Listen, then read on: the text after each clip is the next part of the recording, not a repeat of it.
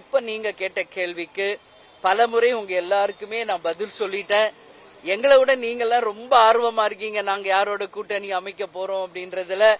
அந்த வகையில பத்திரிகை நண்பர்களாகிய உங்களை நான் அழைத்து உரிய நேரத்தில் அதிகாரப்பூர்வமாக அறிவிப்பேன். அதனால இன்னைக்கு நானே சேனல்ல பார்த்தேன், அவர் வந்திருக்காரு, எங்களோட பேசுறாரு, நீங்க தான் போடுறீங்க. எங்களுக்கே இன்னும் தகவல் வரல. யார் உங்களுக்கு தகவல் கொடுக்கறாங்க?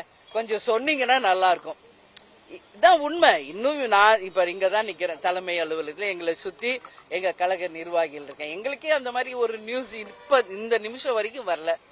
அப்படி இருக்கும் பட்சத்தில் மீடியாவுக்கு யார் இந்த மாதிரி தவறான ஒரு செய்திகளை கொடுக்கறாங்க என்பது உண்மையிலே எனக்கு புரியல. நான் பலமுறை உங்க எல்லார்ட்டையும் சொல்லிட்டேன். அப்படி ஏதாவது டவுட் இருந்தா எங்க கிட்ட கேளுங்க, நான் விளக்கம் சொல்றேன்னு.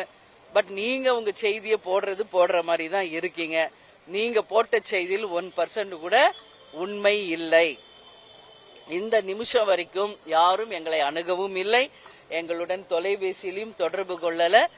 ஏன்னா அவர் எதற்கு இங்க வந்திருக்காரு என்பது கூட எங்களுக்கு தெரியாது. இதான் உண்மை. எனவே உண்மை நிலையை நீங்க போடணும்னு சொல்லி நான் கேட்டுக்கிறேன். ஏன்னா இதை பாக்குறவங்க எல்லாம் கன்ஃபியூஸ் ஆகுறாங்க.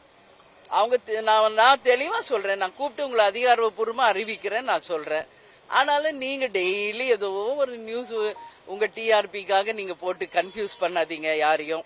அப்படி ஒரு டிசிஷன் நாங்க எடுத்தா நான் ஃபர்ஸ்ட் கூப்பிட போறது உங்களை தான். இப்பவும் சொல்றேன். அதனால தவறான செய்திகளை போட வேண்டாம் என்று நான் கேட்டுக்கொள்கிறேன்.